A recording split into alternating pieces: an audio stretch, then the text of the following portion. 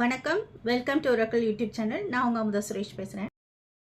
சுயநலமும் அதிகார பலமும் கொண்டவர்கள் கையில் நம்ம தேசம் கிடச்சிச்சின்னா என்ன ஆகும் அப்படிங்கிறதுக்கு உதாரணமாக இந்த மாங்குதானா படுகொலை இப்போ 23/2009 நடந்த இந்த சம்பவம் கிட்டத்தட்ட 88 பெண்களை பெண்கள் அது மட்டும் இல்லாமல் பத்திரிகையாளர்கள் இவங்களெல்லாம் ஒன்றா ஒரே இடத்துல கொன்று குவிச்ச சம்பவம் ஒரு மிகப்பெரிய அதாவது உலகம் ஃபுல்லாக இது பேசப்பட்ட ஒரு விஷயம். அதாவது காசு பணம் இருக்கிறவங்க, பதவி இருக்கிறவங்க செய்கிற விஷயங்களெல்லாம், அந்த அட்டூழியங்களெல்லாம் கண்டுக்காமல் இருக்க முடியாது அப்படிங்கிறதுக்கு ஒரு உதாரணம். இவ்வளோ பின்தங்கிய எவ்வளவு நாள்பட்ட கேஸாக இருந்தாலும் அதெல்லாம் ஒரு நாளைக்கு வரதான் செய்யும். வரும்போது அவங்களுக்கான தண்டனை கிடைக்கும் அப்படிங்கிற ஒரு விஷயத்துக்கு இது ஒரு பாடமாக அமைஞ்சுது அப்படின்னு சொல்லலாம். இது எங்கன்னா மங்குதானா, இது பிலிப்பைன்ஸில் நடந்த இந்த சம்பவம். அதாவது இது ஒரு மங்குதானா அப்புறம் அம்பத்வானா அப்படின்னு ரெண்டு இனம், ரெண்டு ஊரை சேர்ந்த மக்களுக்கு இடையே ஒரு பவர் வார். இங்கே இந்த நடந்த ஒரு வைஸ், அதாவது மேயர் பதவிக்காக ஒரு எலெக்ஷன் நடக்குது. இந்த எலெக்ஷனுக்காக ஆல்ரெடி அதிகாரத்தில் இருக்கிறவங்க அம்பத்வானா அப்படின்னு சொல்லக்கூடிய அந்த இனத்தவர், அவர் பேர் ஆண்டாள் சீனியர். இவர் தான் அதுக்கு ஹெட்டு. ஆல்ரெடி அங்கே ஒரு மேயராக இருக்கிறாரு. அவர் ஆல்ரெடி ஒரு 10 வருடங்களாக ஆட்சியில் அவர் இருக்கிறாரு. அப்படி இருக்கும்போது அந்த ஒரு தேர்வுக்காக, ஒரு எலெக்ஷனுக்காக நாமினிஸ் எல்லாரும் வராங்க. வேட்புமனு தாக்கல் செய்கிறதுக்காக ஒரு எல்லாரும் செல்லக்கூடிய ஒரு சம்பவம் நடக்குது. அப்படி இருக்கும்போது இதில் மெயினாக இந்த மங்கட்வானாவில் இருந்து இஸ்மாயில் டோட்டோங்கிறவர் இந்த பதவிக்காக அவரும் போட்டியிடுறாரு.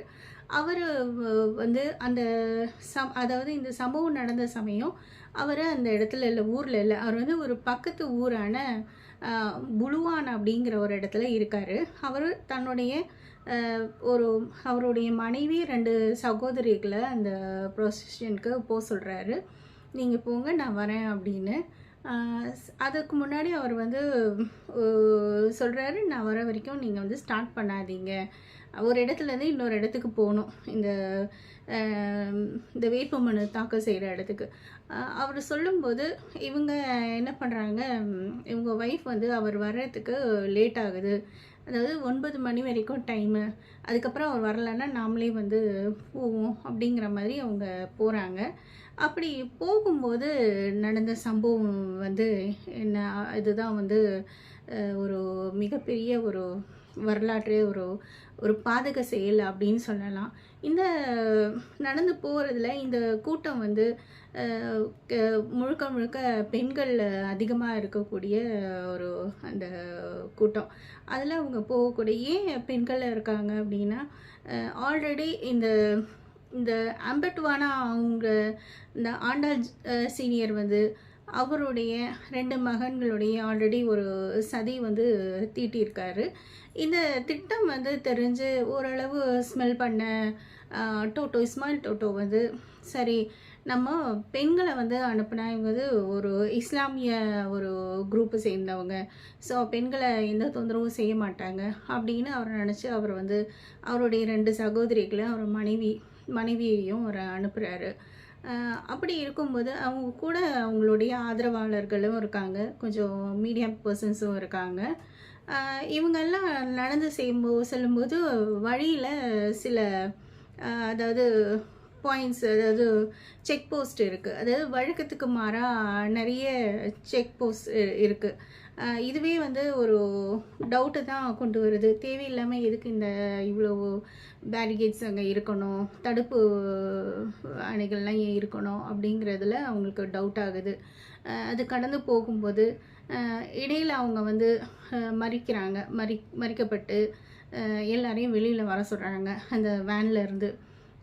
இதில் இவருடைய இந்த இஸ்மாயில் டோட்டோவோட மனைவி வந்து இறங்கி வராங்க. இறங்கி வந்தோடனே அவங்களுடைய பேக்கில் இருந்து அந்த நாமினேஷன் அந்த சர்டிஃபிகேட்டை வந்து பிடுங்குறாருங்க.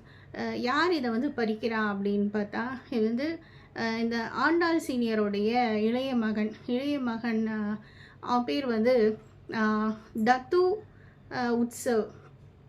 இவன் வந்து அதை பறித்து கையிலேருந்து வாங்குகிறான்.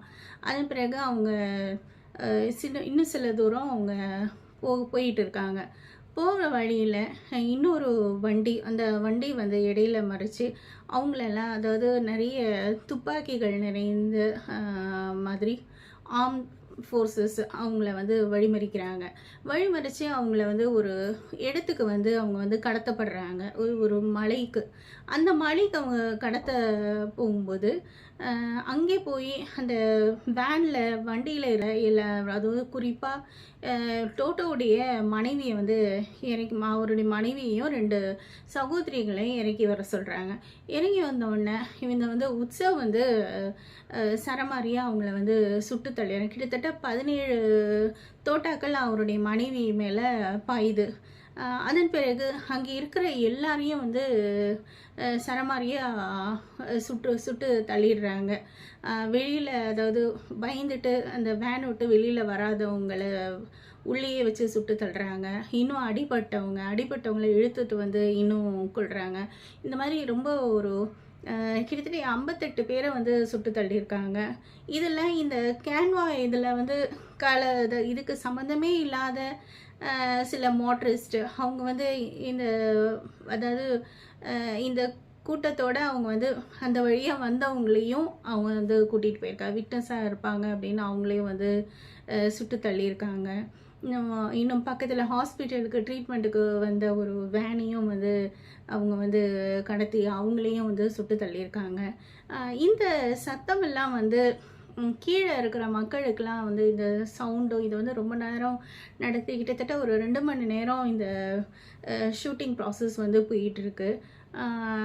அப்படி இருக்கும்போது இதுக்கு இடையில் இவங்க இந்த டோட்டோவோட ஒய்ஃப் வந்து ஃபோன் பண்ணி கணவர்கிட்ட விஷயத்த சொல்லி அது பாதியிலேயே அது கட் ஆகிடுது. உடனே அவர் வந்து ஒரு ஹெலிகாப்டர் எடுத்துகிட்டு அங்குள்ள ஃபிலிப்பைன்ஸ் கவர்மெண்ட் அவங்க ஆர்மி எல்லாம் கூட்டிகிட்டு ஒரு ஹெலிகாப்டர்லாம் அந்த அந்த பிளேஸுக்கு வராங்க. வரும்போது அந்த கீழே வந்து தரையிறங்கிறதுக்கு விமானி, அந்த ஏர்ஃபோர்ஸ் எல்லாரும் வந்து பயப்படுறாங்க சொல்லப்போனால். ஏன்னா அந்த ஷூட்டிங் நடக்குது, எங்கே தாமேலேயும் அது வந்து தாக்கப்படும் அப்படிங்கிற ஒரு பயத்திலே இருக்கிறாங்க. இதன் பிறகு இந்த ஷூட்டிங் எல்லாம் நடந்து முடிஞ்ச பிறகு ஒரு பெரிய ஒரு பள்ளம் வந்து தோண்டப்பட்டு அந்த பள்ளத்தில் இந்த வண்டி, அதாவது 12 வண்டிகளும் வந்து அதில் வந்து இந்த கேன்வாயில் வந்த 12 வண்டி அதெல்லாம் வந்து அந்த குழியில் போடுறாங்க. அதன் பிறகு அந்த டெட் பாடிஸ் எல்லாம் அதில் போட்டு அதை மூடுறாங்க. இந்த ஹெலிகாப்டர் வரவும் அதை விட்டுட்டு எல்லாரும் ஓடி போயிடுறாங்க. இதுக்கு மாஸ்டர் மைண்ட் யாருன்னு பார்த்தா இந்த ஆண்டாள் சீனியர் தான். அவர் தான் வந்து அவருடைய மைத்திடர்களுக்கு இந்த இது போட்டிருக்காரு, இப்படி இந்த மாதிரி பண்ணபடி. அதாவது இந்த பெண்களை இவங்களெல்லாம் வந்து சுட்டு தள்ளியாச்சு, இன்னும் மிச்சம் இருக்கிறது இந்த ரிப்போர்ட்டர்ஸ் தான், அப்படி என்ன பண்ணுறது அப்படின்னும் ஆண்டாள் சீனியர் வந்து சொல்கிறாரு, அவங்களையும் சுட்டு தள்ளு அப்படிங்கிற மாதிரி அவர் சொல்கிறாரு. ஸோ இதுக்கு மாஸ்டர் மைண்டு அவர் தான். இப்போ இந்த சமயத்தில் இப்போ இந்த ஏர்ஃபோர்ஸ் உள்ள நுழைஞ்ச உடனே எல்லாரும் வந்து ஓடி போயிடுறாங்க அந்த இடத்த விட்டு. ஒரு வழி ஒரு விட்னஸ் மூலமாக அங்கே உள்ள ஃபிலிப்பைன்ஸ் கவர்மெண்ட் எடுத்துக்கிட்ட அந்த முயற்சியின் காரணமாக ஒரு 5 நாட்களுக்கு பிறகு, அதாவது எப்படியும் ஒரு 5000 வாலண்டியர்ஸ் சிவிலியன்ஸ் உள்ளே பூந்து இதுக்கு காரணமானவங்களெல்லாம் பிடிச்சி ஆகணும் அப்படின்னு இருக்கும்போது, அப்போது அந்த உற்சவ் தானாகவே வந்து வழியை வந்து இது ஆயிடுறாரு. உற்சவ் தானா வந்து சரணடைகிற அவனோட சேர்ந்து 197 பேரும் சார்ஜ் ஆகிறாங்க. இதில் வந்து இது ரொம்ப தீவிரமாக இந்த கேஸு வந்து இன்வெஸ்டிகேட் பண்ண ஆரம்பிக்கும் போது நிறைய பேர், அதாவது ஒரு 134 விட்னஸ் கிடைக்கிது. இதில் அவங்களுடைய அந்த அதிகார பலம் வந்து ஒரு பெரிய மைனஸாக இருக்குது இந்த மிலிட்ரிக்கு. ஏதாவது அவங்களுக்கு அகெயின்ஸ்டாக வந்து ஆட்களை வந்து திரட்டுறது ரொம்ப பெரிய ஒரு கஷ்டமான காரியமாக இருக்குது. ஒரு வழியாக ஒரு 10 ஆண்டு காலம் கழித்து இந்த இவங்களெல்லாம் சுட்டு தள்ளின அந்த 2 பேர், இவருடைய இந்த ஆண்டாளுடைய சீனியருடைய 2 மைத்துனர்களுக்கும் ஒரு 40 ஆண்டு தண்டனை வந்து கிடைக்குது. அதோட ஒரு 4 மில்லியன் பெனால்ட்டியும் கொடுக்கப்படுது. அதன் பிறகு உற்சவுக்கு வந்து அவனுடைய தண்டனை, அதாவது அவன் செய்த குற்றங்களுக்கு ஒரு 210 வருடங்கள் வந்து கொடுக்கப்படுது.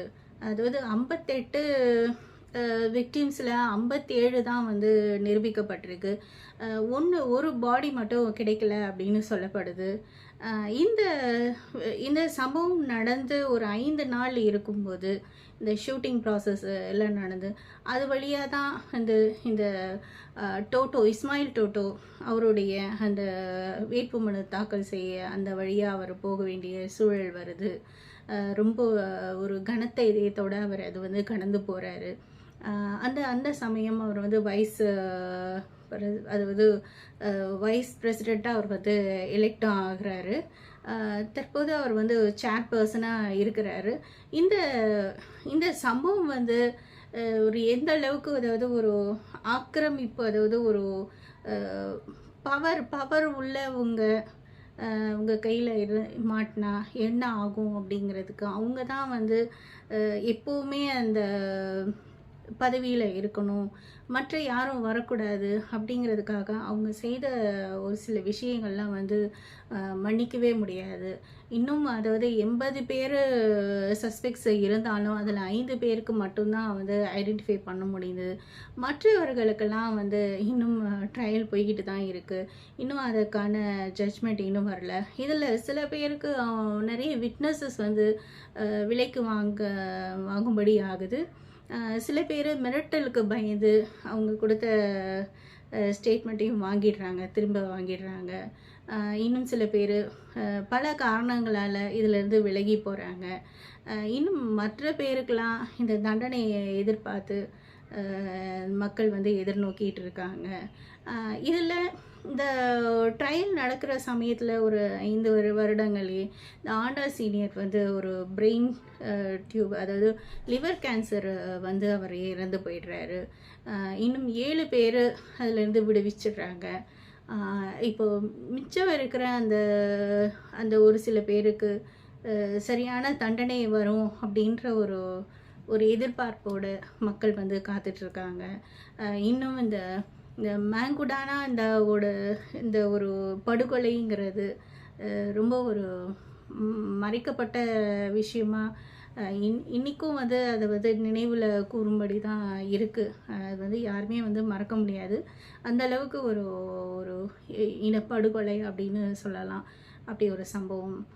இதுதான் வந்து அதிகாரம் கையில் இருந்தால் கணக்கு, அதாவது செய்கிற பாவத்தோட கணக்கு கூட தெரியாது அப்படின்னு சொல்லும்படி தான் இந்த சம்பவம் வந்து நிறைவு கூறுது.